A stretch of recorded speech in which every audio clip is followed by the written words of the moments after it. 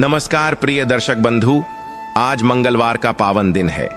आज हम आपको हनुमान जी की एक ऐसी दुर्लभ और चमत्कारिक कथा सुनाने जा रहा हूं, जिसे सुनने मात्र से ही घर की सारी गरीबी, दुख और बड़ी से बड़ी मुसीबत पल भर में दूर हो जाती है।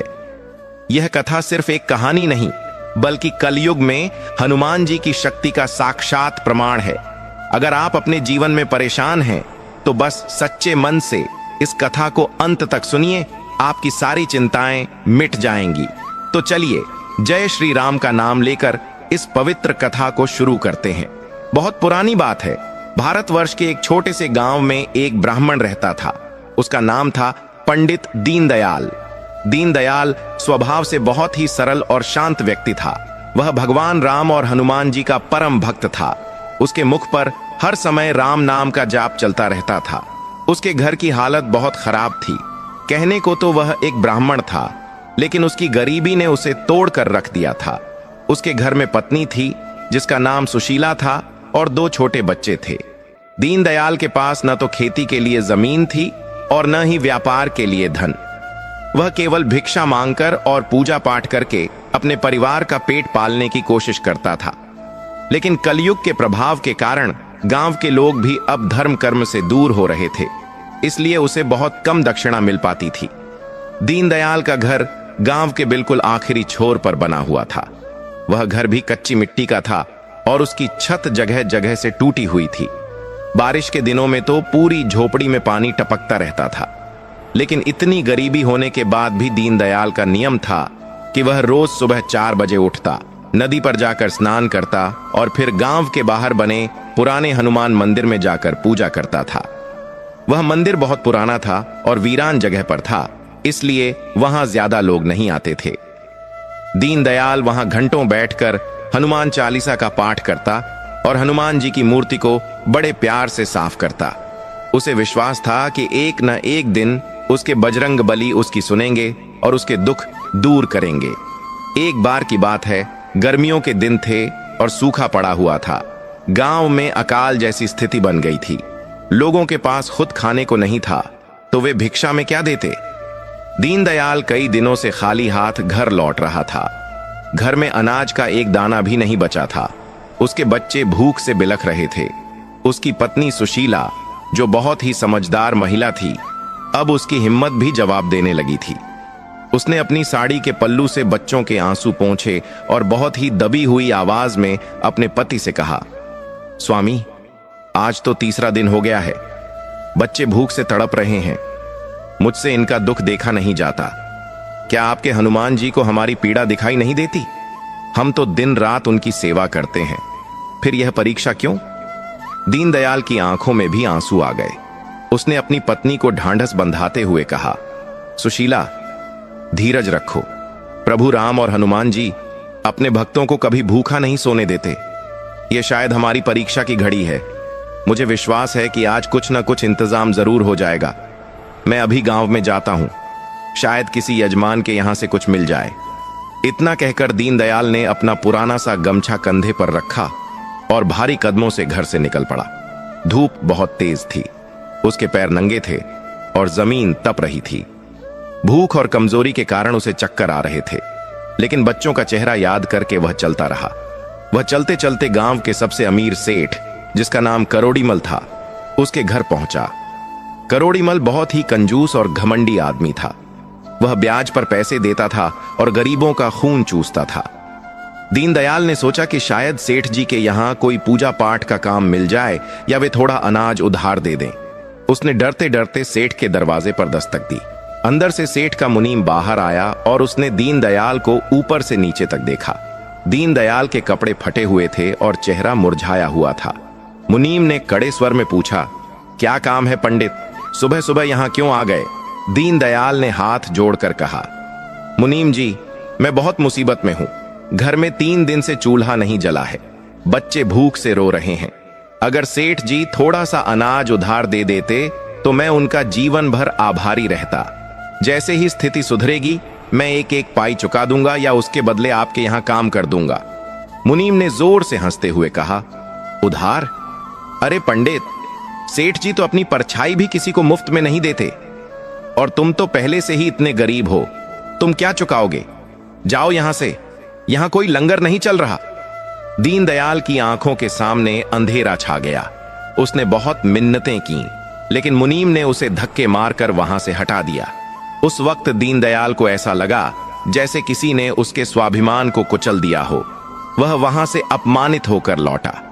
उसका मन बहुत भारी हो गया था। वह सोचने लगा कि क्या गरीबी होना कोई पाप है?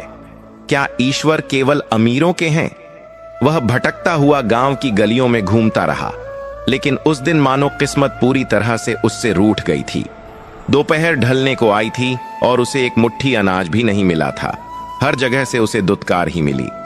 शाम होने वाली थी, सूरज ढल रहा था। दीनदयाल के कदम अब घर की तरफ नहीं उठ रहे थे। वह सोच रहा था कि मैं किस मुंह से घर जाऊं? सुशीला को क्या जवाब दूंगा? बच्चों को क्या खिलाऊंगा? पानी पिलाकर कब तक उन्हें जिंदा रखूंगा? उसके मन में बुरे बुरे विचार आने लगे।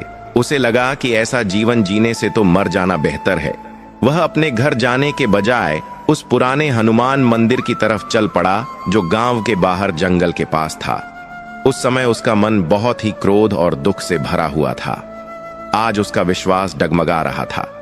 वह मंदिर के पास पहुंचा और सीढ़ियों पर बैठ गया। मंदिर बिल्कुल सुनसान था। शाम का अंधेरा घिरने लगा था। झींगुरों की आवाजें आने लगी थीं। दीनदयाल ने मंदिर के अंदर झांक कर देखा। हनुमान जी की विशाल सिंदूरी मूर्ति के सामने एक छोटा सा दिया जल रहा था, जो शायद सुबह उसी ने जलाया था और अब वह बुझने की कगार पर था। उस टिमटिमाते हुए दिए को देखकर दीनदयाल का सब्र का बांध टूट गया। वह मूर्ति के सामने जाकर खड़ा हो गया और जोर जोर से रोने लगा। उसने चीखते हुए कहा, हे केसरी नंदन, हे संकट मोचन, दुनिया तुम्हें दुख भंजन कहती है, लेकिन क्या तुम्हें मेरे दुख दिखाई नहीं देते? मैं बरसों से तुम्हारी चौखट पर माथा रगड़ा रहा हूं। मैंने कभी किसी का बुरा नहीं किया, फिर मुझे और मेरे मासूम बच्चों को यह सजा क्यों मिल रही है? उसकी आवाज खाली मंदिर में गूंजने लगी। वह इतना रोया कि रोते रोते उसकी हिचकियां बंध गईं। वह वहीं मूर्ति के चरणों में गिर पड़ा। उसे लगा कि आज अगर हनुमान जी ने उसकी पुकार नहीं सुनी तो वह इसी मंदिर में अपने प्राण त्याग देगा। वह जमीन पर पड़ा हुआ था, तभी उसे बाहर से कुछ आहट सुनाई दी। रात का समय था और यह जगह वीरान थी। ऐसे समय में यहां कौन आ सकता है? दीनदयाल ने डर और आश्चर्य के साथ अपना सिर उठाया। उसने देखा कि मंदिर के दरवाजे पर एक बहुत ही बूढ़ा और कमजोर सा साधु खड़ा था। उस साधु के कपड़े मैले थे, बाल बिखरे हुए थे और उसके हाथ में एक लकड़ी का कमंडल था। वह साधु धीरे धीरे चलते हुए अंदर आया। उसकी आंखों में एक अजीब सी चमक थी, जो अंधेरे में भी दिखाई दे रही थी। साधु ने दीनदयाल को जमीन पर पड़ा देखा तो वह मुस्कुराया और बहुत ही भारी आवाज में बोला, क्यों बेटा, किस बात से इतना निराश है? जीवन तो सुख दुख का मेला है। आज दुख है तो कल सुख भी आएगा। इतना रोने से क्या होगा? दीनदयाल ने उस साधु को देखा। उसे लगा कि यह कोई साधारण भिखारी होगा जो शायद रात बिताने यहां आया है। दीनदयाल ने अपने आंसू पोंछे और कहा, बाबा, आप मेरे दुख को नहीं समझ पाएंगे। जिसके बच्चे भूख से मर रहे हों उसे ज्ञान की बातें अच्छी नहीं लगती। मैं तो यहां अपनी किस्मत का फैसला करने आया हूं। साधु ने हंसते हुए कहा, किस्मत का फैसला? अरे पगले, किस्मत का फैसला तो ऊपर वाला करता है, और तू हनुमान जी के सामने बैठकर भी अगर निराश है तो फिर तेरी भक्ति में ही कोई कमी होगी। यह बात सुनकर दीनदयाल को थोड़ा गुस्सा आ गया। उसने कहा, मेरी भक्ति में कोई कमी नहीं है बाबा। मैंने अपना पूरा जीवन इनको सौंप दिया, लेकिन बदले में मुझे क्या मिला? सिर्फ अपमान और भूख। साधु ने अपनी झोली से कुछ निकाला और दीनदयाल की ओर बढ़ाया। वह एक सूखा हुआ फल था। साधु ने कहा, ले, पहले इसे खा ले। भूखे पेट भजन नहीं होता और न ही बात होती है। इसे खा, फिर मैं तुझे एक ऐसी कथा और उपाय बताऊंगा जिससे तेरे जीवन का हर संकट कट जाएगा। दीनदयाल ने उस फल को देखा। उसे बहुत भूख लगी थी। उसने बिना कुछ सोचे उस फल को ले लिया। जैसे ही उसने उस फल का एक टुकड़ा खाया, उसे लगा जैसे उसके शरीर में नई ऊर्जा आ गई हो। उसका मन एकदम शांत होने लगा। जो घबराहट और बेचैनी थी वह गायब होने लगी। उसने आश्चर्य से उस साधु की ओर देखा। वह साधु अब सामान्य नहीं लग रहा था। दीनदयाल ने हाथ जोड़कर पूछा, बाबा, आप कौन हैं और यह फल कैसा था? मेरी सारी थकान और भूख मिट गई। साधु ने रहस्यमयी मुस्कान के साथ कहा, मैं कौन हूं यह जानना जरूरी नहीं है। जरूरी यह है कि तू अब वह सुन जो मैं तुझे बताने आया हूं। मैं तुझे हनुमान जी की वह गुप्त साधना और कथा सुनाने जा रहा हूं जो कलयुग में साक्षात कल्प वृक्ष के समान है। दीनदयाल ने उस साधु के चरणों में अपना सिर रख दिया और कहा, बाबा, मैं तैयार हूं। मेरे पास अब खोने के लिए कुछ नहीं बचा है। आप मुझे वह मार्ग दिखाइए जिससे मेरे परिवार के प्राण बच सकें। उस बूढ़े साधु ने दीनदयाल के सिर पर हाथ फेरा। उस स्पर्श में एक ऐसी अलौकिक शक्ति थी कि दीनदयाल का रोम रोम पुलकित हो उठा। साधु ने उसे अपने पास बिठाया और कहा, ध्यान से सुन दीनदयाल, यह कथा केवल एक कहानी नहीं है। यह हनुमान जी की कृपा का वह गुप्त द्वार है जो सैकड़ों वर्षों में किसी एक भाग्यशाली को ही मिलता है। जो भी व्यक्ति मंगलवार के दिन पूरी श्रद्धा से इस कथा को सुनता है या सुनाता है, उसके जीवन से दरिद्रता ऐसे गायब हो जाती है जैसे सूर्य के निकलने पर अंधकार गायब हो जाता है। साधु ने अपनी आंखें मूंद लीं और कथा शुरू की। बहुत समय पहले की बात है। विदर्भ देश में कुंदनपुर नाम का एक बहुत ही सुंदर नगर हुआ करता था। वह नगर धन धान्य से परिपूर्ण था। वहां के राजा और प्रजा दोनों ही बहुत सुखी थे। उसी नगर में एक ब्राह्मण रहता था जिसका नाम था केशव दत्त।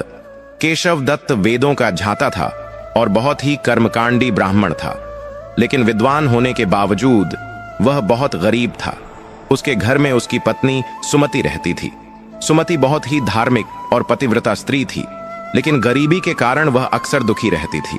वे दोनों पति पत्नी संतान सुख से भी वंचित थे। एक तो गरीबी और ऊपर से कोई औलाद नहीं। इस बात ने उनके जीवन को नीरस बना दिया था। केशव दत्त रोज सुबह उठकर जंगल जाता, लकड़ियां काटता और उन्हें बाजार में बेचकर जो कुछ भी पैसा मिलता उससे अपना और अपनी पत्नी का पेट भरता था। लेकिन वह जितना भी कमाता वह कभी पूरा नहीं पड़ता था। कभी आटा होता तो नमक नहीं और कभी नमक होता तो तेल नहीं। ऐसी विकट परिस्थिति में भी केशव दत्त ने कभी अपना धर्म नहीं छोड़ा। वह हर मंगलवार को हनुमान जी का व्रत रखता था। वह पूरा दिन निराहार रहता और शाम को हनुमान जी को भोग लगाकर ही भोजन ग्रहण करता था। एक दिन की बात है, केशव दत्त काम की तलाश में दूसरे गांव जाने के लिए निकला। जाते समय उसने अपनी पत्नी सुमति से कहा, हे सुमति, आज मंगलवार है, मेरा व्रत है। मैं काम के सिलसिले में पास के गांव जा रहा हूं और शाम तक लौट आऊंगा। तुम घर में हनुमान जी की पूजा की तैयारी करके रखना और रोटियां बनाकर रखना। जब मैं आऊंगा तो हम साथ में भोग लगाकर भोजन करेंगे। सुमति ने सिर हिलाया और कहा, आप चिंता न करें स्वामी, मैं सब तैयारी करके रखूंगी। केशव दत्त चला गया। सुमति घर के कामों में लग गई। उस दिन घर में थोड़ा सा आटा बचा हुआ था। उसने सोचा कि शाम को पूजा के लिए चूरमा बनाऊंगी और रोटियां बनाऊंगी। लेकिन जैसे जैसे दिन चढ़ने लगा, सुमति की तबीयत अचानक बिगड़ने लगी। उसे तेज बुखार आ गया और शरीर टूटने लगा। वह इतनी कमजोर हो गई कि उठकर खड़ी भी नहीं हो पा रही थी। उसने मन ही मन हनुमान जी से प्रार्थना की, हे प्रभु, यह कैसी परीक्षा है। आज मेरे पति का व्रत है और मेरे शरीर में इतनी भी शक्ति नहीं है कि मैं उनके लिए भोजन बना सकूं। दोपहर होते होते सुमति की हालत और खराब हो गई। वह बिस्तर पर पड़ी रही। शाम होने वाली थी, लेकिन वह भोजन नहीं बना सकी। तभी दरवाजे पर केशव दत्त की आवाज आई। वह थका हारा काम से लौटा था। उसे बहुत जोरों की भूख लगी थी क्योंकि वह सुबह से भूखा था। उसने अंदर आकर देखा तो चूल्हा ठंडा पड़ा था और सुमति बिस्तर पर लेटी हुई थी। केशव दत्त को यह देखकर बहुत क्रोध आया। भूख और थकान के कारण उसका विवेक मर गया था। उसने बिना कुछ सोचे समझे सुमति पर चिल्लाना शुरू कर दिया। अरे भगवान, मैंने तुझसे कहा था कि आज मेरा व्रत है, भोजन तैयार रखना। तूने अभी तक चूल्हा भी नहीं जलाया। क्या तुझे मेरे व्रत की कोई चिंता नहीं है? सुमति ने कांपते हुए हाथ जोड़े और बोली, स्वामी, मुझे क्षमा कर दीजिए। आज अचानक मुझे तेज बुखार आ गया, जिसके कारण मैं उठ भी नहीं पाई। मेरा शरीर मेरा साथ नहीं दे रहा था। लेकिन केशव दत्त का गुस्सा शांत नहीं हुआ। उसने क्रोध में आकर कहा, बहाने मत बना, तू आलसी हो गई है। आज तूने मेरा व्रत खंडित करवा दिया। अब मैं इस घर में जल भी ग्रहण नहीं करूंगा। इतना कहकर केशव दत्त गुस्से में घर से बाहर निकल गया। वह सीधा गांव के बाहर बने हनुमान मंदिर की तरफ चल पड़ा। उसका मन बहुत अशांत था। वह मंदिर पहुंचा और हनुमान जी की मूर्ति के सामने बैठकर रोने लगा। उसने कहा, प्रभु, मैं आपकी इतनी सेवा करता हूं, फिर भी मेरे जीवन में सुख क्यों नहीं है? आज मुझे भूखा रहना पड़ा। क्या यही मेरी भक्ति का फल है? वह रात भर वहीं मंदिर में पड़ा रहा।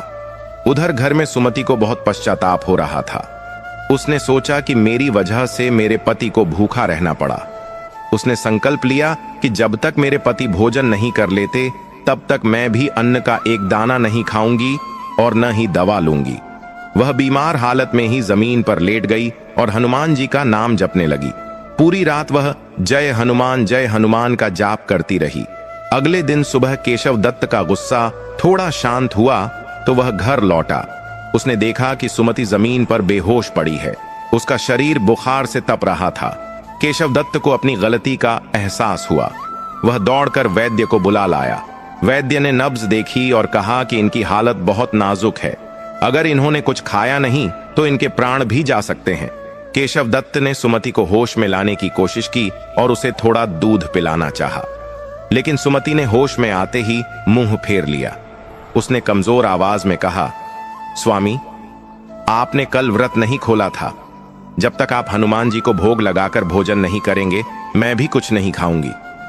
केशव दत्त ने उसे बहुत समझाया कि मैं भोजन कर लूंगा, तुम दवा और दूध ले लो, लेकिन सुमति अपनी जिद पर अड़ी रही। देखते ही देखते 2 दिन बीत गए। न केशव दत्त ने कुछ खाया और न ही सुमति ने। दोनों की हालत मरने जैसी हो गई। तीसरे दिन मंगलवार था। सुमति का शरीर अब जवाब दे चुका था। वह लगभग मृत्यु के करीब थी। केशव दत्त उसके पास बैठा रो रहा था। तभी अचानक उनके घर के आंगन में एक बहुत तेज प्रकाश हुआ। वह प्रकाश इतना तेज था कि केशव दत्त की आंखें चुंधिया गईं। जब प्रकाश थोड़ा कम हुआ तो उन्होंने देखा कि उनके सामने एक दिव्य बालक खड़ा है। उस बालक के चेहरे पर सूर्य जैसा तेज था और उसने लाल रंग के वस्त्र पहन रखे थे। उसके हाथों में एक गदा थी। केशव दत्त और सुमति उस बालक को देखकर हैरान रह गए।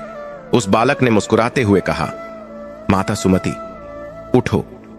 तुम्हारी भक्ति और निष्ठा से मैं बहुत प्रसन्न हूं। तुमने अपने पति के धर्म की रक्षा के लिए अपने प्राणों की भी चिंता नहीं की।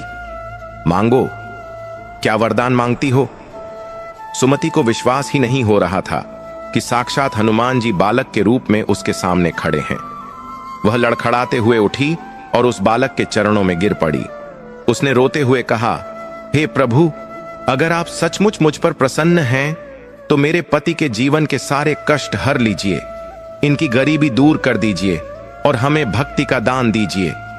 बालक रूपी हनुमान जी ने कहा, तथास्तु, लेकिन इसके लिए तुम्हें एक विशेष व्रत और कथा का पालन करना होगा। जो भी व्यक्ति लगातार 21 मंगलवार तक इस विधि से व्रत रखेगा और आज जो कथा मैं तुम्हें सुनाने जा रहा हूं उसका पाठ करेगा या सुनेगा, उसके घर में कभी दरिद्रता नहीं रहेगी। उसे धन, वैभव, संतान और सुख की प्राप्ति होगी। केशव दत्त ने हाथ जोड़कर पूछा, प्रभु, वह कथा कौन सी है और वह विधि क्या है? कृपा करके हमें बताइए, हम उसका पालन अवश्य करेंगे। तब हनुमान जी ने कहा, ध्यान से सुनो केशव, यह कथा बहुत ही चमत्कारी है। एक समय की बात है, अवंतिका नगरी में एक बहुत ही धनवान सेठ रहता था। इतना कहकर वह बूढ़ा साधु रुका। उसने दीनदयाल की ओर देखा जो मंत्रमुग्ध होकर सुन रहा था। साधु ने कहा, दीनदयाल, अब जो कथा उस दिव्य बालक ने केशव दत्त को सुनाई थी वही असली मंगलवार की पावन कथा है। यह कथा के अंदर एक और कथा है जो जीवन को बदल देती है। क्या तुम उस परम रहस्यमयी कथा को सुनने के लिए तैयार हो? क्योंकि अब जो मैं सुनाऊंगा उसमें ही तुम्हारी गरीबी का तोड़ छिपा है। दीनदयाल ने उत्सुकता से कहा, जी बाबा, मैं एक एक शब्द सुनने के लिए व्याकुल हूं। आप रुकिए मत, मुझे बताइए कि उस बालक ने अवंतिका नगरी के सेठ की कौन सी कथा सुनाई। साधु ने अपनी बात को आगे बढ़ाते हुए कहा, दीनदयाल, उस दिव्य बालक ने केशव दत्त को जो कथा सुनाई उसे बहुत ध्यान से सुनना, क्योंकि यही वह मूल मंत्र है जिससे सोई हुई किस्मत जाग जाती है। बालक रूपी हनुमान जी ने केशव दत्त से कहा, हे केशव, अवंतिका नगरी में जिस सेठ का नाम धनपाल था, वह कुबेर के समान धनवान था। उसके पास 7 पीढ़ियों तक बैठकर खाने के लिए दौलत थी। उसके घर के दरवाजे पर हाथी और घोड़े बंधे रहते थे। नौकर चाकरों की कोई कमी नहीं थी। लेकिन इतना सब कुछ होने के बाद भी उस सेठ और उसकी पत्नी के चेहरे पर कभी मुस्कान नहीं देखी गई। कारण केवल एक था, उनकी कोई संतान नहीं थी। वे दोनों पति पत्नी रोज रात को यही सोचकर रोते थे कि हमारे मरने के बाद इस अपार संपत्ति का वारिस कौन होगा, हमारा नाम लेने वाला कौन होगा। सेठ धनपाल बहुत ही धर्म कर्म करने वाला व्यक्ति था। उसने नगर में कई धर्मशालाएं बनवाई थीं, कुएं खुदवाए थे, गरीबों को भोजन कराता था। लेकिन उसके मन की शांति खो चुकी थी। उसकी पत्नी, जिसका नाम मालती था, वह भी बहुत दुखी रहती थी। पड़ोसी और रिश्तेदार अक्सर ताने मारते थे कि यह सब धन किस काम का, जब इसे भोगने वाला ही कोई नहीं है। बांझ होने का ताना मालती के दिल को छलनी कर देता था। एक दिन मालती बहुत उदास बैठी थी। तभी उसके घर एक वृद्ध सन्यासी भिक्षा मांगने आए। मालती ने बहुत ही आदर सत्कार के साथ उन्हें भोजन कराया और दक्षिणा दी। सन्यासी ने मालती के चेहरे पर छाई उदासी को पढ़ लिया। उन्होंने पूछा, बेटी, तुम इतनी संपन्न होकर भी इतनी दुखी क्यों हो? तुम्हारी आंखों में यह कैसा सूनापन है? मालती ने रोते हुए सन्यासी के चरणों में सिर रख दिया और अपनी सारी व्यथा कह सुनाई। उसने कहा, महाराज, मेरे घर में सब कुछ है, बस एक किलकारी की कमी है। मुझे लगता है कि भगवान ने मेरी किस्मत में संतान सुख लिखा ही नहीं है। सन्यासी ने मुस्कुराते हुए कहा, बेटी, निराश मत हो।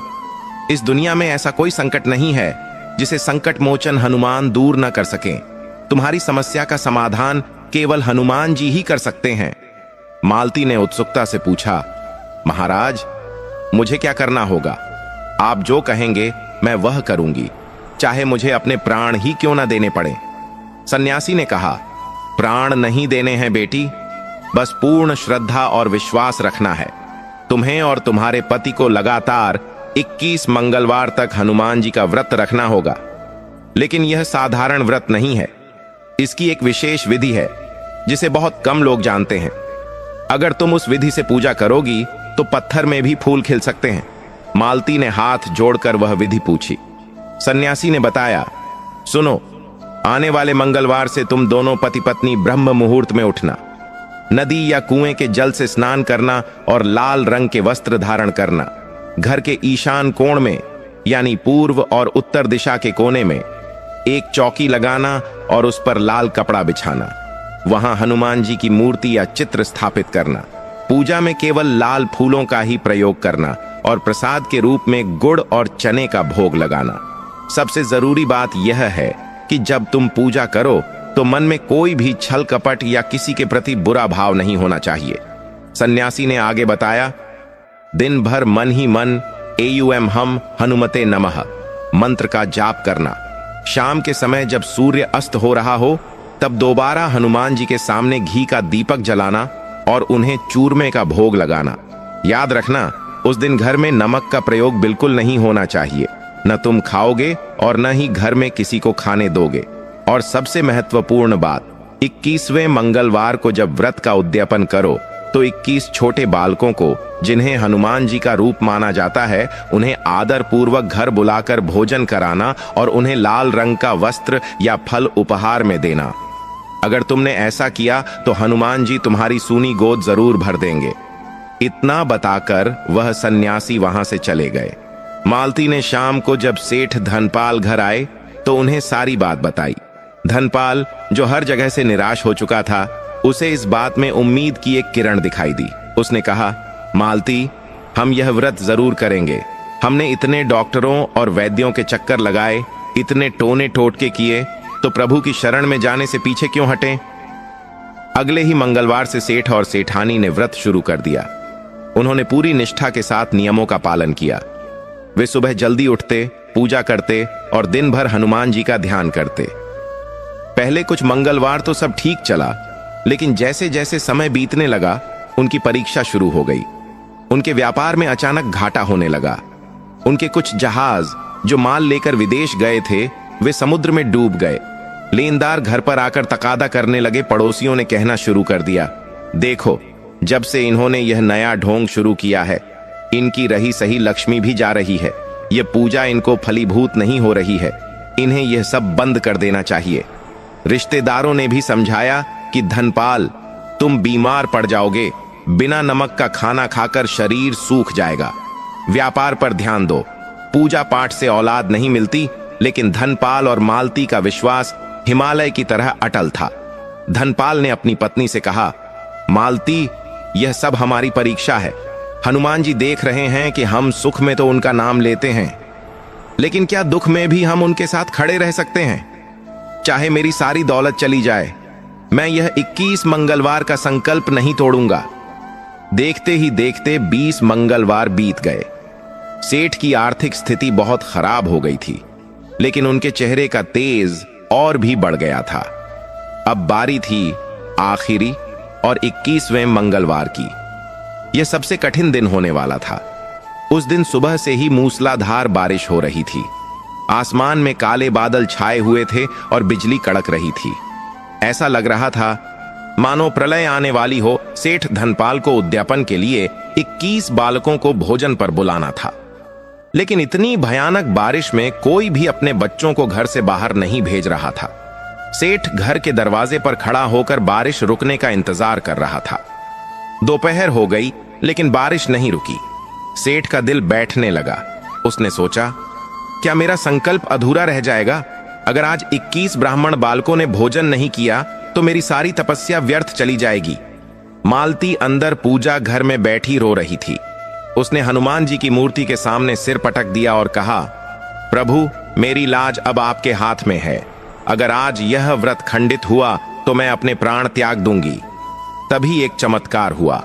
इतनी तेज बारिश और तूफान के बीच उन्हें दूर से कुछ बच्चों के हंसने और बात करने की आवाज सुनाई दी। सेठ ने आश्चर्य से देखा कि 21 छोटे छोटे बालक भीगते हुए उनके घर की ओर आ रहे हैं। उनके चेहरे पर एक अद्भुत चमक थी। वे बारिश में भीग रहे थे, लेकिन उन्हें ठंड नहीं लग रही थी। वे सब सेठ के दरवाजे पर आए और एक साथ बोले, बाबा, हमें बहुत जोरों की भूख लगी है। क्या हमें भोजन मिलेगा?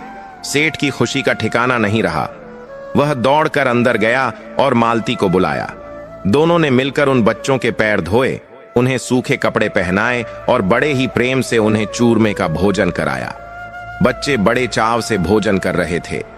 सेठ और सेठानी उन्हें देखकर ऐसे तृप्त हो रहे थे मानो उन्हें तीनों लोकों का सुख मिल गया हो। जब बच्चे भोजन कर चुके तो सेठ ने उन्हें उपहार देने के लिए जैसे ही अपनी तिजोरी खोली, वह हैरान रह गया। जो तिजोरी व्यापार में घाटे के कारण खाली हो चुकी थी, वह अब सोने और चांदी के सिक्कों से लबालब भरी हुई थी। उसे अपनी आंखों पर विश्वास नहीं हुआ। वह दौड़कर बच्चों के पास वापस आया, लेकिन वहां कोई नहीं था। वे 21 बच्चे पलक झपकते ही गायब हो चुके थे। न वे दरवाजे से बाहर गए, न आंगन में थे। तभी आकाशवाणी हुई, धनपाल, तेरी भक्ति और धैर्य से मैं प्रसन्न हूं। जिन बच्चों को तूने भोजन कराया, वे कोई साधारण बालक नहीं थे, वे मेरे ही गण थे। तूने अपनी गरीबी और समाज के ताने सहकर भी मेरा व्रत नहीं छोड़ा।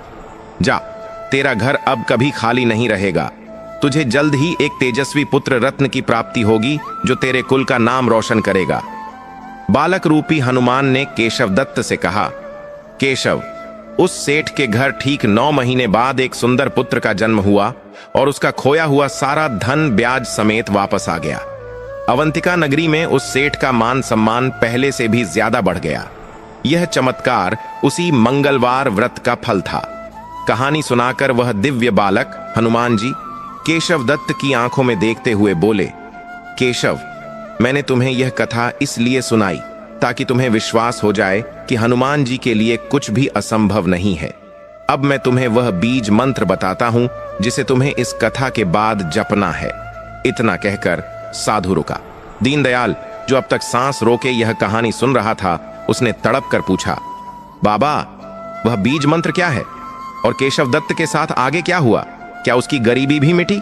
साधु ने दीनदयाल के सिर पर हाथ फेरा और कहा, धीरज रख बेटा, सब बताऊंगा। अब जो होने वाला था वह केशव दत्त की कल्पना से भी परे था। हनुमान जी ने उसे न केवल मंत्र दिया, बल्कि उसे एक ऐसा आदेश भी दिया जिसे पूरा करना हर किसी के बस की बात नहीं थी। साधु ने अपनी बात आगे बढ़ाई और उसकी आंखों में एक गहरी चमक आ गई। उसने दीनदयाल से कहा, बेटा ध्यान से सुन। उस दिव्य बालक ने केशव दत्त को जो मंत्र और आदेश दिया वह साधारण नहीं था। वही वह घड़ी थी जब केशव दत्त की परीक्षा अपनी चरम सीमा पर थी। बालक रूपी हनुमान जी ने केशव दत्त से कहा, केशव, तुमने और तुम्हारी पत्नी ने जो कष्ट सहे हैं उससे तुम्हारे पिछले जन्मों के पाप तो कट गए हैं, लेकिन अभी भी तुम्हारे भाग्य में राजयोग बनने में एक बाधा बाकी है। मैं तुम्हें वह गुप्त मंत्र देता हूं जिसका जाप तुम्हें हर संकट से बचाएगा। वह मंत्र है एयूएम हम हनुमते रुद्रात्मकाय हूं फट। इस मंत्र का जाप तुम्हें चलते फिरते उठते बैठते करना है, लेकिन मेरी कृपा पूरी तरह पाने के लिए तुम्हें आज रात एक बहुत बड़ा काम करना होगा। केशव दत्त ने हाथ जोड़कर कहा, प्रभु आप आदेश दें, आपके लिए मैं आग में भी कूदने को तैयार हूं। बालक ने गंभीर स्वर में कहा, आग में नहीं कूदना है केशव, लेकिन जो काम मैं बताने जा रहा हूं वह आग में कूदने से कम नहीं है। तुम्हारे गांव के उत्तर दिशा में जो घना जंगल है वहां एक बहुत पुराना बरगद का पेड़ है। उस पेड़ पर एक ब्रह्म राक्षस का वास है। वह पिछले 100 वर्षों से मुक्ति के लिए तड़प रहा है। उसने अपने जीवन में बहुत पाप किए थे, इसलिए उसे यह योनि मिली है। वह किसी को भी उस पेड़ के पास आने नहीं देता। जो भी जाता है उसे मार डालता है। तुम्हें आज आधी रात को जब दुनिया सो रही होगी उस पेड़ के नीचे जाना होगा और उस भयानक ब्रह्म राक्षस को यही मंगलवार की पावन कथा सुनानी होगी जो मैंने तुम्हें अभी सुनाई है। यह सुनकर केशव दत्त का शरीर एक पल के लिए कांप गया। उस बरगद के पेड़ और उस जंगल की कहानियां पूरे इलाके में मशहूर थीं। लोग दिन में भी उधर जाने से डरते थे। वहां जाने का मतलब था साक्षात मौत के मुंह में जाना। केशव दत्त के माथे पर पसीना आ गया, लेकिन उसने अपने सामने खड़े उस दिव्य बालक को देखा जिसके चेहरे पर अभय मुद्रा थी। केशव ने अपना डर मन ही मन दबाया और कहा, प्रभु अगर आपकी यही आज्ञा है तो मैं जाऊंगा। अगर उस राक्षस के हाथों मेरी मृत्यु भी लिखी है तो वह भी मुझे स्वीकार है, क्योंकि मैं आपके आदेश का पालन करते हुए मरूंगा। बालक मुस्कुराया और बोला, डरो मत केशव, जो राम का नाम लेता है उसका काल भी कुछ नहीं बिगाड़ सकता। तुम बस अपनी निष्ठा बनाए रखना। जैसे ही तुम उसे कथा सुनाओगे उसका उद्धार हो जाएगा और उसे मुक्ति मिल जाएगी। उसके मुक्त होते ही तुम्हें वह खजाना प्राप्त होगा जिसकी तुमने कभी कल्पना भी नहीं की होगी। इतना कहकर वह दिव्य प्रकाश पुंज धीरे धीरे कम होने लगा और देखते ही देखते वह बालक वहां से अंतर्धान हो गया। जैसे ही वह बालक गया, केशव दत्त को लगा जैसे वह किसी गहरी नींद से जागा हो। उसने देखा कि सुमति, जो कुछ देर पहले तक मरने की हालत में थी, अब उठकर बैठ गई थी। उसके चेहरे की बीमारी और कमजोरी पूरी तरह गायब हो चुकी थी। सुमति ने केशव की ओर देखा और कहा, स्वामी, क्या मैंने कोई सपना देखा? मुझे ऐसा लगा जैसे साक्षात बजरंगबली हमारे घर आए थे। और देखिए, मुझे अब बिल्कुल भूख या कमजोरी महसूस नहीं हो रही। मेरा शरीर एकदम स्वस्थ हो गया है। केशव दत्त की आंखों में खुशी के आंसू आ गए। उसने सुमति को गले लगा लिया और कहा, सुमति, वह सपना नहीं था, वह हकीकत थी। हमारे दुख के दिन अब खत्म होने वाले हैं। हनुमान जी ने हमारी पुकार सुन ली है। केशव ने सुमति को सारी बात बताई कि कैसे उसे आज रात उस भयानक जंगल में जाकर ब्रह्म राक्षस को कथा सुनानी है। सुमति पहले तो यह सुनकर डर गई। उसने कहा, स्वामी, वह जगह बहुत खतरनाक है। लोग कहते हैं वहां से कोई जिंदा वापस नहीं आता। हमें धन नहीं चाहिए, हम रूखी सूखी खाकर रह लेंगे, लेकिन मैं आपको वहां नहीं जाने दूंगी। केशव दत्त ने सुमति को समझाया, पगली, यह केवल धन की बात नहीं है, यह प्रभु की आज्ञा है। अगर हनुमान जी ने मुझे वहां भेजा है तो मेरी रक्षा भी वहीं करेंगे।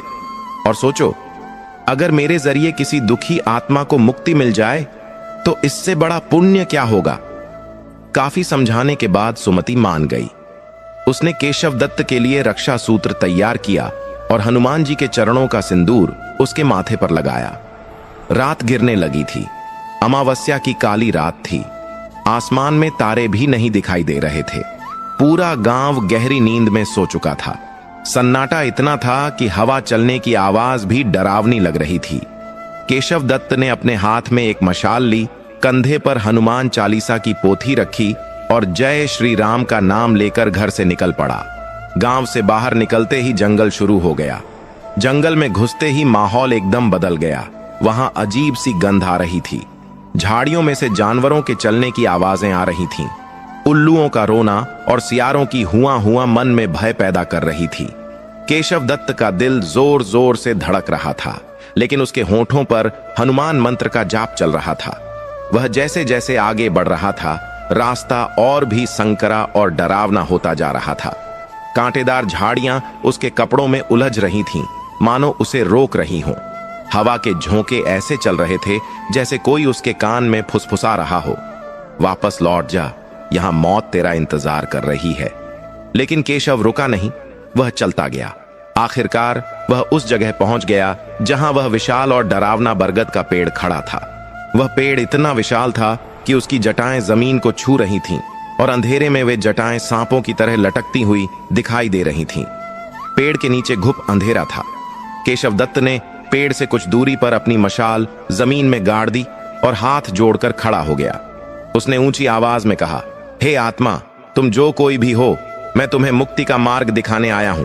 मैं हनुमान जी का दूत बनकर आया हूं और तुम्हें उनकी पावन कथा सुनाने आया हूं। मेरे सामने प्रकट हो। केशव की आवाज जंगल में गूंज गई। कुछ पल के लिए सन्नाटा छा गया।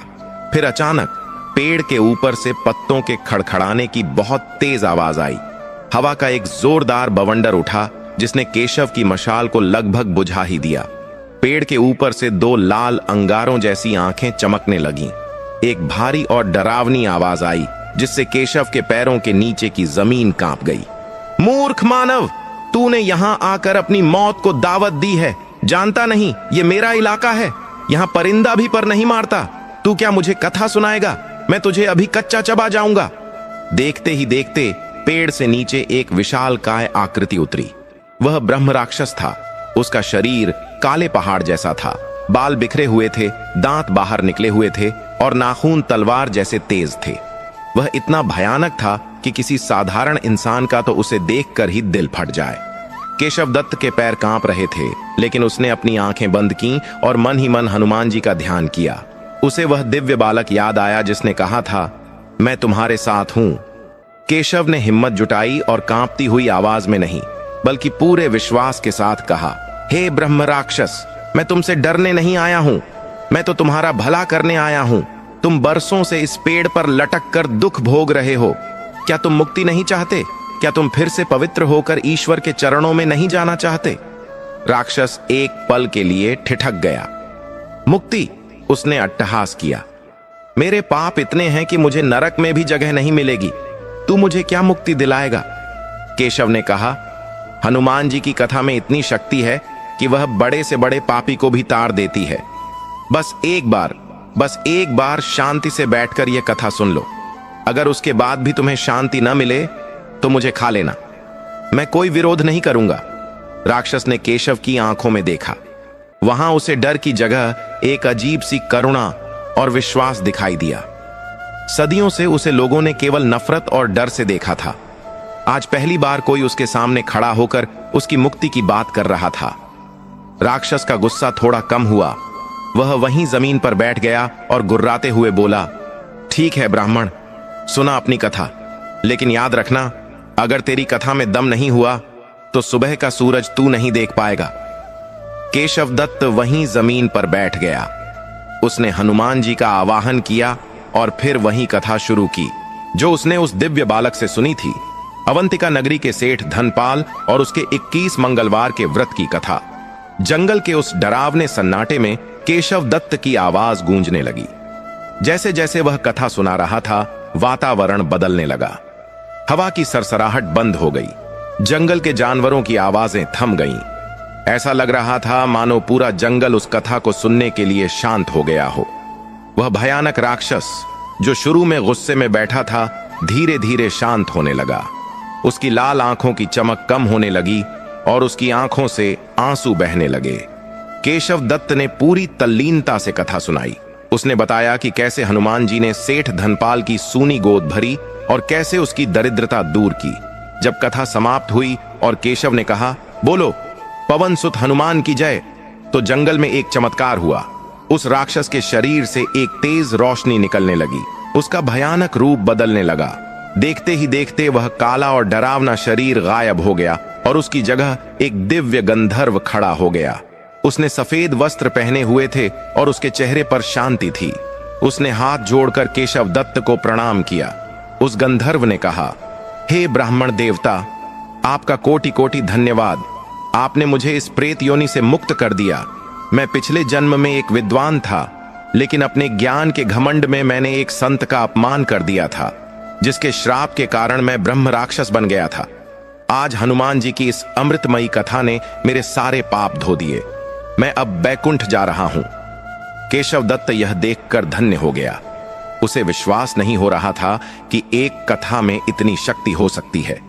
गंधर्व ने जाते जाते कहा, रुको ब्राह्मण, मैं तुम्हारा आण कभी नहीं चुका सकता, लेकिन जाने से पहले मैं तुम्हें वह चीज देना चाहता हूं जिसकी रक्षा मैं इतने वर्षों से कर रहा था। इसी बरगद के पेड़ के ठीक नीचे जड़ों के बीच में एक गुप्त स्थान है। वहां खुदाई करना, वहां तुम्हें पूर्वजों का गड़ा हुआ धन मिलेगा। वह अब तुम्हारा है। उसका उपयोग एक धर्म के कार्यों में और अपनी गरीबी मिटाने में करना। इतना कहकर वह गंधर्व आकाश मार्ग से चला गया। केशव दत्त वहां अकेला खड़ा था, लेकिन अब उसे डर नहीं लग रहा था। उसने तुरंत पेड़ के नीचे की जमीन देखी। वहां की मिट्टी कुछ उभरी हुई थी। उसने पास पड़ा एक नुकीला पत्थर उठाया और खुदाई शुरू कर दी। साधु ने दीनदयाल की ओर देखा और अपनी आवाज धीमी करते हुए कहा, दीनदयाल, जानते हो केशव दत्त को वहां क्या मिला? जैसे ही उसने मिट्टी हटाई, उसे वहां एक पीतल का कलश मिला। जब उसने उस कलश का ढक्कन खोला तो उसकी आंखें फटी की फटी रह गईं।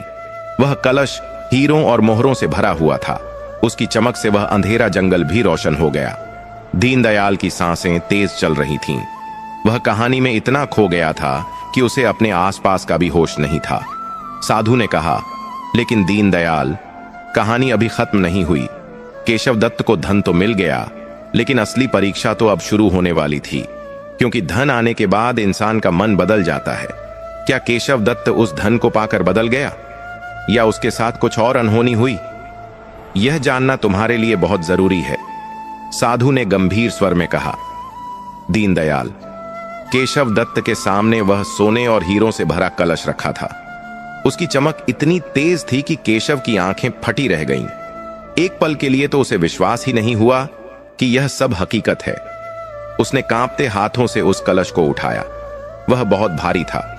उसने तुरंत अपना पुराना अंगोछा उतारा और उस कलश को अच्छी तरह से लपेट लिया ताकि किसी की नजर उस पर न पड़े। उसने उस बरगद के पेड़ और हनुमान जी को मन ही मन प्रणाम किया और तेजी से अपने गांव की ओर चल पड़ा। लौटते समय केशव के कदम जमीन पर नहीं पड़ रहे थे। उसका डर अब खत्म हो चुका था, लेकिन एक नया डर उसके मन में समा गया था। पहले उसे जंगल के जानवरों और भूत प्रेतों का डर था, लेकिन अब उसे इंसानों का डर सताने लगा था। उसे लग रहा था कि झाड़ियों के पीछे कोई छिपा तो नहीं है। क्या किसी ने उसे धन ले जाते देख तो नहीं लिया? वह बार बार पीछे मुड़कर देखता और अपनी चाल तेज कर देता। वह पसीने से लथपथ होकर भागता हुआ अपने घर पहुंचा। उसने घर का दरवाजा खटखटाया। सुमति, जो रात भर जागकर उसकी राह देख रही थी, उसने तुरंत दरवाजा खोला। केशव को पसीने में भीगा और घबराया हुआ देखकर वह डर गई। उसने पूछा, स्वामी, आप ठीक तो हैं? क्या हुआ? आप इतने घबराए हुए क्यों हैं? केशव ने बिना कुछ बोले तुरंत अंदर आकर दरवाजा बंद कर लिया और लोहे की सांकल चढ़ा दी। वह सुमति को खींचकर घर के सबसे अंदर वाले कमरे में ले गया, जहां कोई खिड़की नहीं थी।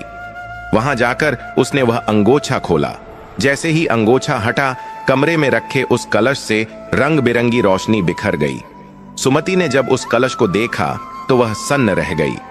उसमें सोने की मोहरें, हीरों के हार और कीमती रत्न भरे पड़े थे। सुमति ने अपनी जिंदगी में इतना धन एक साथ कभी नहीं देखा था। उसकी आवाज नहीं निकल रही थी। उसने इशारे से पूछा कि यह सब क्या है? केशव ने हाँफते हुए सारी बात बताई। उसने बताया कि कैसे उसने ब्रह्म राक्षस को कथा सुनाई कैसे उसे मुक्ति मिली और कैसे उस गंधर्व ने उसे यह गुप्त खजाना दिया। यह सुनकर सुमति की आंखों से आंसू बहने लगे। उसने हाथ जोड़कर कहा, हे बजरंग बली, आपकी लीला अपरंपार है, आपने हमारी गरीबी मिटा दी। केशव दत्त बहुत खुश था। वह उन सिक्कों को बार बार छू कर देख रहा था। उसने सुमति से कहा, देखो सुमति, अब हमारे दुख के दिन बीत गए। अब हम राजाओं की तरह रहेंगे। तुम्हें अब दूसरों के घरों में झांकने की जरूरत नहीं पड़ेगी। मैं तुम्हारे लिए रेशमी साड़ियां लाऊंगा, हम बड़ा महल बनाएंगे। लेकिन सुमति, जो बहुत ही सात्विक और समझदार थी, उसने केशव का हाथ पकड़ लिया और कहा, स्वामी, धन तो आ गया, लेकिन मुझे डर लग रहा है। केशव ने हैरान होकर पूछा, डर? किस बात का डर पगली? अब तो डरने के दिन गए। सुमति ने कहा, स्वामी, गरीबी में हम एक दूसरे के करीब थे और भगवान के करीब थे। कहीं यह धन हमें हनुमान जी से दूर न कर दे। गंधर्व ने कहा था कि इस धन का उपयोग धर्म के कार्यों में करना, हमें इसे बहुत सोच समझकर खर्च करना होगा। केशव ने हंसते हुए कहा, तुम चिंता मत करो, मैं सब संभाल लूंगा। अगले ही दिन से केशव दत्त के घर का नक्शा बदलने लगा। उसने शहर से बड़े बड़े कारीगर बुलवाए। उसकी टूटी फूटी झोपड़ी की जगह एक आलीशान हवेली बनने लगी। उसने अपने और सुमति के लिए महंगे कपड़े और जेवर खरीदे। घर में नौकर चाकर रख लिए गए। जिस घर में कल तक खाने के लाले पड़े थे, आज वहां पकवानों की खुशबू उड़ने लगी। गांव वाले यह बदलाव देखकर हैरान थे। जो लोग कल तक केशव को देखकर मुंह फेर लेते थे, अब वे उसके आगे पीछे घूमने लगे। पड़ोसी जो पहले ताने मारते थे, अब वे अपनी मीठी बातों से केशव को लुभाने लगे। अरे पंडित जी, हम तो पहले ही जानते थे कि आप पर भगवान की विशेष कृपा है, वे कहते। केशव को यह सब सुनकर बहुत अच्छा लगता। उसे अब अपनी तारीफ सुनने की आदत पड़ने लगी थी। शुरुआत में तो केशव ने हनुमान जी का नियम पालन किया। वह मंदिर भी जाता और दान भी करता।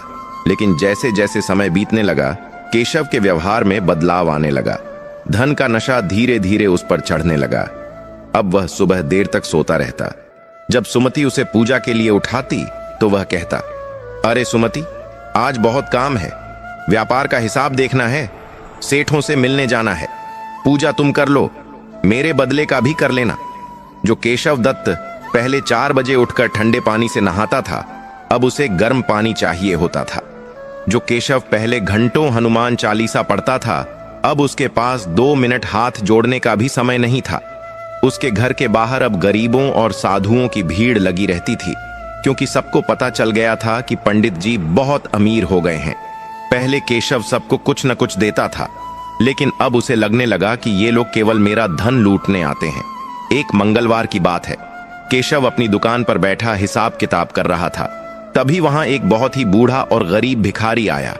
उसके कपड़े चिथड़े थे और वह भूख से कांप रहा था। उसने केशव के आगे हाथ फैलाया और कहा, सेठ जी, 2 दिन से भूखा हूं, हनुमान जी के नाम पर कुछ दे दो। उस समय केशव का दिमाग किसी हिसाब में उलझा हुआ था। उसे उस भिखारी की आवाज सुनकर बहुत गुस्सा आया। वह अपनी गद्दी से उठा और चिल्लाया, अरे क्या तमाशा लगा रखा है? जब देखो कोई ना कोई मुंह उठाए चला आता है। क्या मैंने यहां खैरात बांटने के लिए दुकान खोली है? हनुमान जी का नाम लेकर तुम लोग कामचोर बन गए हो। भागो यहां से, नहीं तो धक्के मारकर बाहर निकाल दूंगा। भिखारी ने डरते हुए कहा, मालिक, नाराज मत होइए, बस एक रोटी दे दीजिए। लेकिन केशव ने उसकी एक न सुनी। उसने अपने नौकरों को बुलाया और उस बूढ़े भिखारी को धक्के मारकर दुकान से बाहर निकलवा दिया। वह भिखारी गिरते गिरते बचा और उसने बहुत ही करुण दृष्टि से केशव की ओर देखा, फिर चुपचाप चला गया। जब केशव शाम को घर पहुंचा तो उसने देखा कि सुमति बहुत उदास बैठी है। उसने पूछा, क्या हुआ, तुम इतनी शांत क्यों हो? सुमति ने कहा, स्वामी, आज मैंने सुना कि आपने एक बूढ़े भिखारी को धक्के मारकर निकलवा दिया। क्या यह सच है? केशव ने चिढ़कर कहा, हां, तो क्या हुआ? वे सब ढोंगी होते हैं। अगर मैं सबको दान देता रहूंगा तो यह धन कितने दिन चलेगा? मुझे अपनी संपत्ति बचानी है सुमति, ताकि हमारे आने वाले बच्चे सुख से रह सकें। सुमति ने कहा, लेकिन स्वामी, यह धन हमें हनुमान जी ने ही दिया है। अगर हम इसे गरीबों में नहीं बांटेंगे तो यह धन श्राप बन जाएगा। याद है गंधर्व ने क्या कहा था? और वह भिखारी, कहीं वह हमारी परीक्षा लेने तो नहीं आया था? केशव ने जोर से हंसते हुए कहा, तुम बहुत वहमी हो गई हो सुमति। हर भिखारी भगवान नहीं होता। तुम घर संभालो, व्यापार मुझे संभालने दो। केशव दत्त को यह नहीं पता था कि सुमति की बात सच थी। उसका घमंड अब उसकी भक्ति पर भारी पड़ने लगा था। वह भूल गया था कि जो हनुमान जी दे सकते हैं वे ले भी सकते हैं। कुछ दिन और बीते। केशव दत्त अब नगर का सबसे बड़ा सेठ बन गया था। उसे राजा के दरबार में भी बुलाया जाने लगा था। एक दिन राजा ने केशव को अपने महल में आमंत्रित किया। केशव बहुत खुश था। उसने अपने सबसे कीमती हीरे जड़े वस्त्र पहने और राजा से मिलने गया। वहां उसने देखा कि राजा बहुत चिंतित बैठे हैं। राजा ने केशव से कहा, पंडित जी, मैंने सुना है कि आप बहुत ज्ञानी और धनी हैं। मेरे राज्य पर एक बहुत बड़ा संकट आया है। पड़ोसी राज्य का राजा हम पर आक्रमण करने वाला है और हमारे पास युद्ध के लिए पर्याप्त धन नहीं है। मैं चाहता हूं कि आप राज्य की मदद करें। आप अपनी संपत्ति का कुछ हिस्सा राजकोष में दान दें। यह सुनकर केशव के पसीने छूट गए। उसे अपनी दौलत से इतना प्यार हो गया था कि उसका एक सिक्का भी देना उसे जान देने जैसा लगता था। उसने झूठ बोल दिया। उसने कहा, महाराज, लोग मेरी संपत्ति के बारे में झूठ बोलते हैं। मैं तो एक साधारण ब्राह्मण हूं। मेरे पास जो कुछ है वह तो मेरे व्यापार में लगा हुआ है। मेरे पास इतना नकद नहीं है कि मैं राज्य की मदद कर सकूं। राजा को केशव का झूठ पकड़ में आ गया, क्योंकि केशव के शरीर पर जो आभूषण थे वही उसकी संपत्ति की गवाही दे रहे थे। राजा को बहुत क्रोध आया, लेकिन उन्होंने उस समय कुछ नहीं कहा और केशव को जाने दिया। केशव घर लौटते हुए सोच रहा था कि उसने कितनी चतुराई से अपना धन बचा लिया, लेकिन उसे यह नहीं पता था कि उसने आज अपने लिए एक बहुत बड़ी मुसीबत खड़ी कर ली है। घर पहुंचकर वह चैन की नींद सो गया, लेकिन उसी रात उसके साथ वह घटना घटी जिसने उसकी जिंदगी को हिलाकर रख दिया। आधी रात का समय था। केशव और सुमति अपने आलीशान कमरे में सो रहे थे। तभी छत पर कुछ आहट हुई। केशव की नींद बहुत हल्की थी। वह तुरंत जाग गया। उसने सुना कि कोई छत से नीचे आंगन में कूद रहा है। एक नहीं बल्कि कई लोगों के कूदने की आवाजें आ रही थीं। केशव का दिल जोर से धड़कने लगा। वह समझ गया कि घर में चोर घुस आए हैं। उसने धीरे से सुमति को जगाया और मुंह पर हाथ रखकर चुप रहने का इशारा किया। उसने खिड़की की झिड़ी से झांक कर देखा। आंगन में 5-6 लोग खड़े थे। उनके हाथों में नंगी तलवारें थीं और उन्होंने अपने चेहरे काले कपड़े से ढक रखे थे। वे कोई साधारण चोर नहीं लग रहे थे। वे बहुत खूंखार डाकू लग रहे थे। केशव डर के मारे कांपने लगा। उसे अपनी जान की नहीं बल्कि अपनी तिजोरी की चिंता हो रही थी। उसने सोचा, अगर इन्होंने मेरी तिजोरी लूट ली तो मैं बर्बाद हो जाऊंगा। उसने इधर उधर देखा कि कोई हथियार मिल जाए, लेकिन वहां कुछ नहीं था। डाकू धीरे धीरे उसके कमरे की तरफ बढ़ रहे थे। तभी सुमति ने कांपते हुए कहा, स्वामी, हनुमान जी को याद कीजिए, वही हमें बचा सकते हैं। लेकिन केशव के मुंह से मंत्र नहीं निकल रहा था। उसका मन इतना दूषित हो चुका था कि विपत्ति के समय उसे भगवान का नाम ही याद नहीं आ रहा था। वह बस अपनी दौलत के बारे में सोच रहा था। डाकुओं ने दरवाजे पर जोर से लात मारी। दरवाजा कमजोर नहीं था, लेकिन डाकुओं की ताकत के आगे वह चरमराने लगा।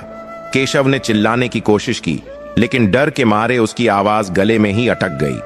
साधु ने एक पल रुककर दीनदयाल की आंखों में देखा और कहा, दीनदयाल, देख रहे हो, जब इंसान पर धन का नशा चढ़ता है तो वह कैसे अपनी रक्षा करने वाले भगवान को भूल जाता है।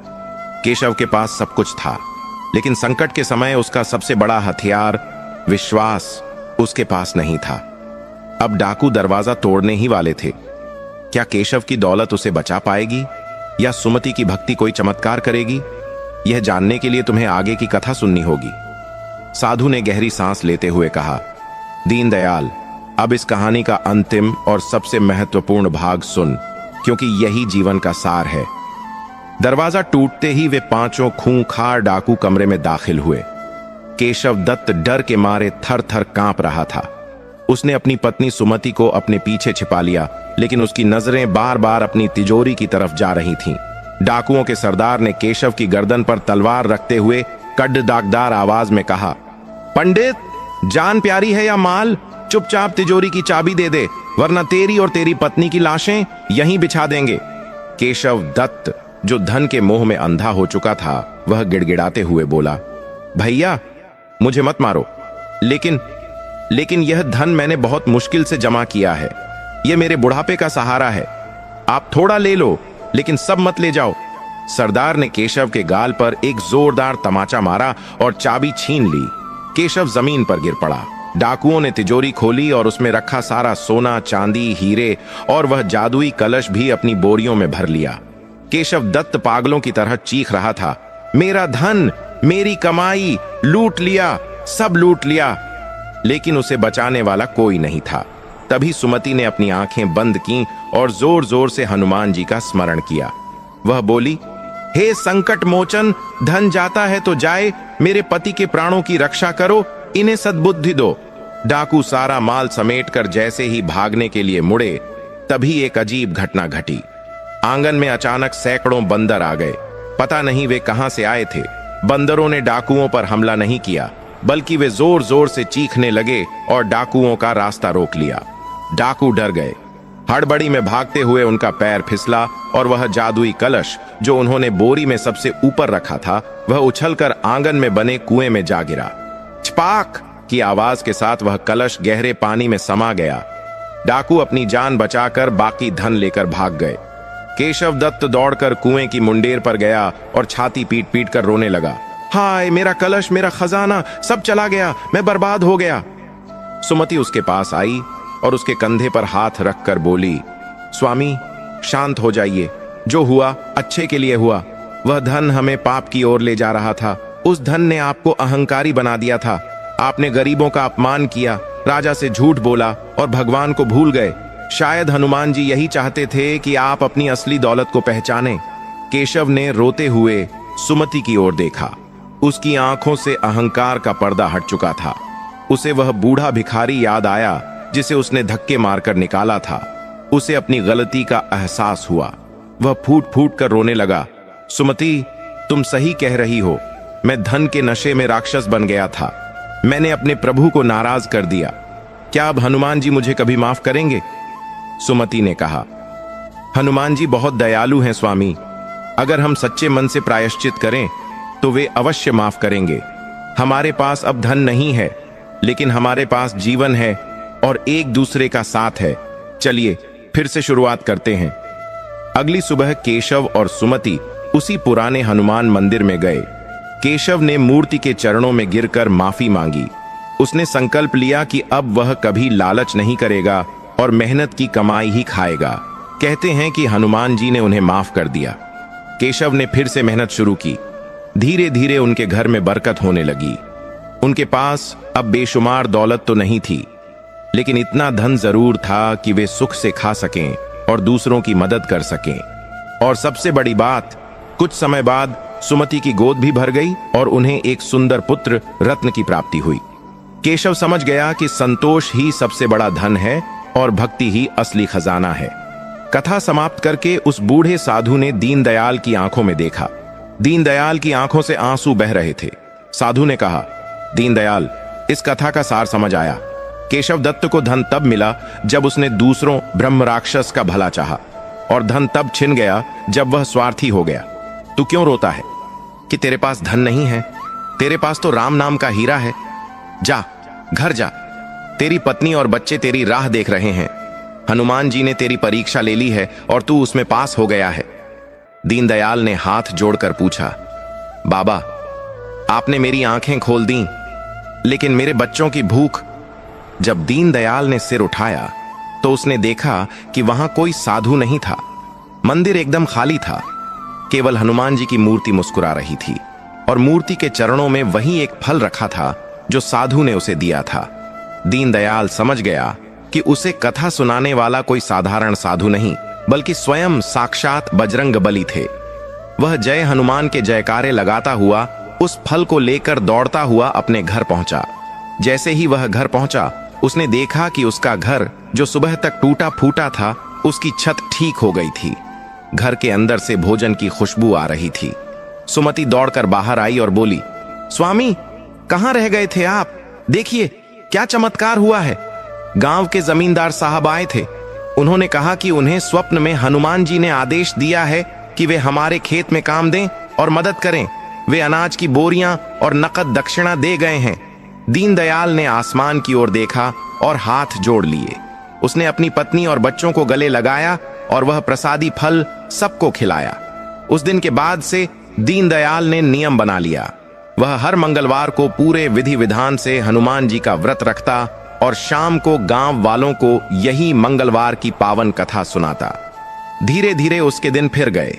उसकी गरीबी हमेशा के लिए मिट गई, लेकिन केशव दत्त की तरह उसने कभी घमंड नहीं किया। वह जीवन भर हनुमान जी का गुणगान करता रहा और अंत में बैकुंठ को प्राप्त हुआ। तो दोस्तों, यह थी मंगलवार की पावन और चमत्कारिक कथा। जो भी भक्त सच्चे मन से इस कथा को सुनता है, सुनाता है या हुंकारा भरता है, हनुमान जी उसके जीवन के सारे कष्ट, रोग, दोष और गरीबी को जड़ से मिटा देते हैं। बस जरूरत है तो अटूट विश्वास और धैर्य की। बोलिए पवन सुत हनुमान की जय, सियावर रामचंद्र की जय। समाप्त।